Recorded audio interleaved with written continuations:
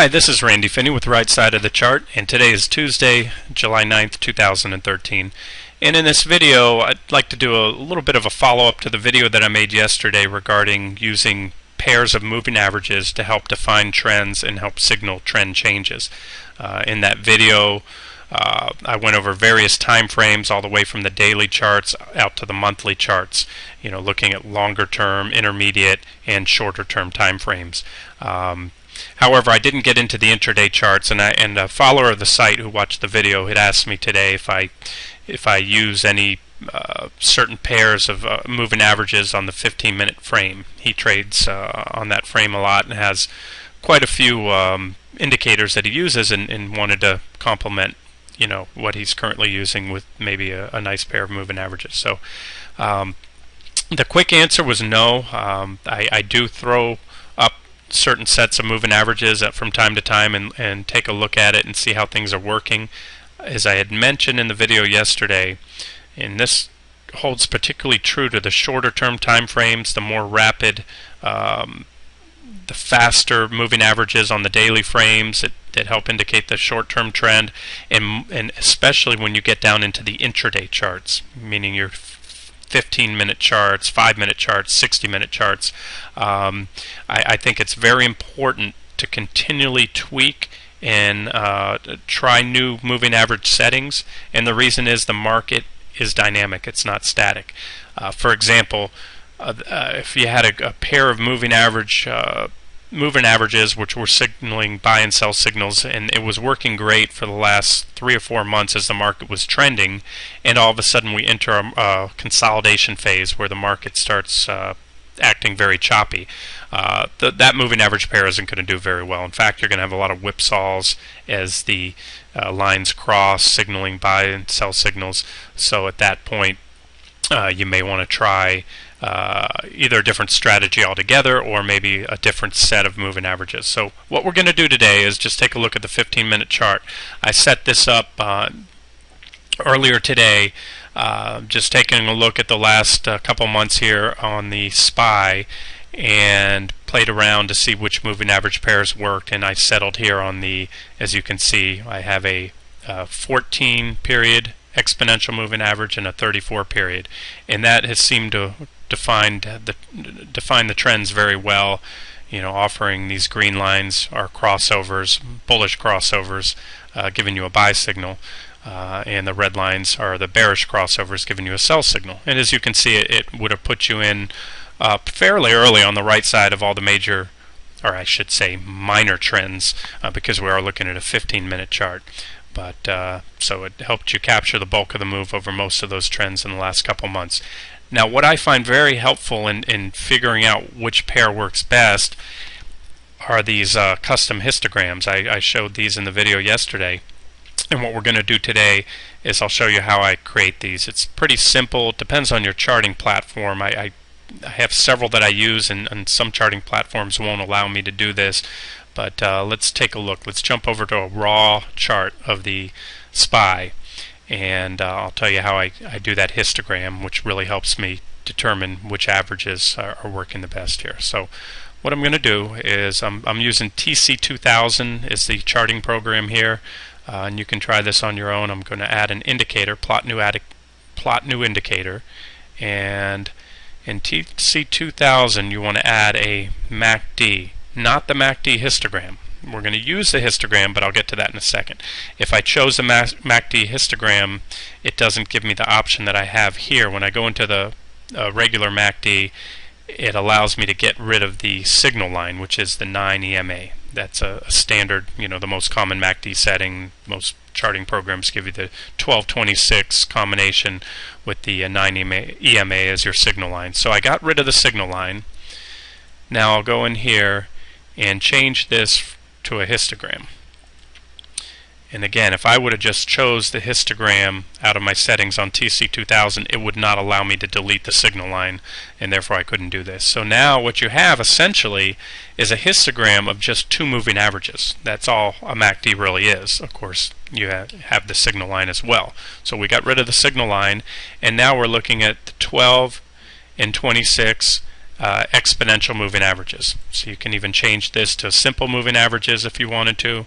I'm preferring to use exponential, and what you want to do here is click negative color value. And that's a quick visual. Anytime you see red, you know that you have that sell signal, or the lines, the faster moving average has crossed below the slower moving average once those histogram bars go red. And for just easy visual signal, I like to color the positive histogram bars green. Now, what I do with this is, let's take a look at the 1226. It's done a pretty good job, as you can see here, defining the up and down trends on the 15-minute chart of the SPY over the time period that we're looking at here. But as you can see, we have quite a few whipsaws. Whipsaws are brief sell signals, as we have here, where the histogram, these moving average pairs crossed over. Another whipsaw there. So what I do is simply play around with these numbers, and we can move the settings up. And as you can see, as I'm moving the short EMA up, I'm eliminating those whipsaw signals. And here we're at a 20 short EMA and the long EMA of 26, and that looks pretty good there. On the other charts, I think I settled on a 13. Let's take a look here. Go over here to the 15-minute chart. Okay, I settled on a 1434. As I said, you can play around with these and use whatever works, especially with some other indicators, and that's what I'm going to talk about here. So just to jump back, there's a 2026, and I had settled on a 1434. So if we go back into the settings, move that down to 14, move the long moving average up to 34, and again, I like this one because the signals came relatively quickly early on in the trend change. So that's what we're looking at here. That's the histogram. Now I'm going to jump back again. We're still looking at a 15-minute chart on the SPY. This one I just have already worked up, so I'm trying to keep this video as brief as possible. So what I've done here, I've also added the moving averages, as most traders commonly put those moving averages overlaid on top of the price. And as you can see, these horizontal lines I've marked on the crossovers. So a green line indicates a bullish crossover, where the faster line, in this case the 14 EMA, crossed over the 34, giving a buy signal, and the red line just indicates a bearish crossover, the fast line, or the faster EMA, moving over down below the slower EMA. And again, if you look down here, these histograms are going to confirm wherever you see the cross from red to green, that's the bullish or bearish cross. Now, just like as with a MACD histogram or any other lines that you use, divergences are very important and help indicate when you're going to get a trend change. As I said, I often trade ahead of these crossovers in anticipation. So if you look what happened with the SPY over the last few months, you could see the momentum was waning as the shorter or faster EMA was closing in and closing the gap, or the differential, and that's why you had this negative divergence. So that indicated that a trend change was likely soon, and of course when those lines crossed, that was our official sell signal. And likewise, so that began that new downtrend on the 15-minute time frame, and as you can see here, positive divergence was then formed. So this is why I find these histograms very useful, because it's virtually impossible to make out divergence by just eyeballing two moving averages. And as you can see here, new uptrend began. Negative divergence was put in at the highs, and shortly after that divergence we had our next sell signal.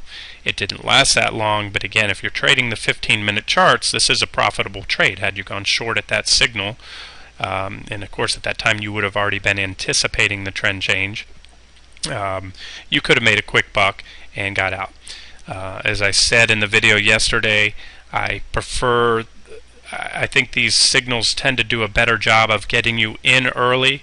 You can, in this case, if you would have held on and not exited or gone long until the crossovers, I believe you would have been profitable on every one of these trades. But again, you can use other indicators and things to help confirm these buy or sell signals. In fact, let's take a look at something that I did here. I've added some trend lines. I'll pull these down and show you how these trend lines will help with these buy and sell signals. So again, I already made these trend lines earlier, so I'm just going to add them to where I had those. You had a downtrend here. It's defined by these candlestick bars. I do have the candlestick bars sort of de-highlighted or toned down a little bit to help the moving average line stand out, but I think you can make these out on the video. So let's just put these in place.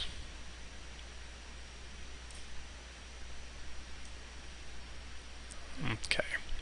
So now what you have, if you'll notice, there are quite a few reactions on these candlesticks. So this was a very valid downtrend line. And if you look at when the downtrend line was broken to the upside, there was a buy signal which came right after the buy signal triggered by the moving averages. So there's your second confirming very solid signal. That was your buy entry. So you could have used these two signals in conjunction. They both occurred right around one another. And this began a new uptrend from this point. Here was a low. We had a near tag of that trend line, a tag here, and then this uptrend line broke right at the same time, right around the same time that we had the sell signal on the moving averages. And you could even do the same thing. I didn't add it here. You can have a downtrend line here, and that would have signaled, that downtrend line would have broke right about the time this buy signal was given. And again, so a new uptrend began. That downtrend line broke right about exactly when the moving averages crossed over. And now this is our next sell signal. I know this is hindsight. These are trend lines that have been added in after the fact. But this is the trend line I'm watching now. We have a very well-defined trend line. We can zoom in here a little bit on it. This is, again, a 15-minute SPY chart. And let's just try to really place this where it should be. Yeah, I've got it pretty good there. There's several reactions. And so my expectation in looking at this is when this trend line breaks, which I would expect to happen soon, we have negative divergence forming here on the histogram, meaning this faster moving average is quickly losing momentum, and a cross is very likely to happen soon. Now what I want to see, I like to see this histogram really start to roll over and turn down. This is potential negative divergence, but if that fast moving average moves back up, these histogram bars can take out this previous reaction high. I don't see that happening, but it is possible. But once we see this turn down, this positive divergence will be confirmed, and a break below when these histogram bars drop down to the red will be when this blue line crosses the purple line, and that will be our next sell signal, and that will also be confirmed by a breakdown of this uptrend line. So you'll have a pretty powerful sell signal there. Now let's throw in the old MACD, which is very similar. And again, look how these divergences confirm. Here's negative divergence on the MACD, positive divergence on the MACD against prices. Remember, we're looking at these divergences, comparing these to the moves in price. Price is making higher highs with these indicators making lower highs.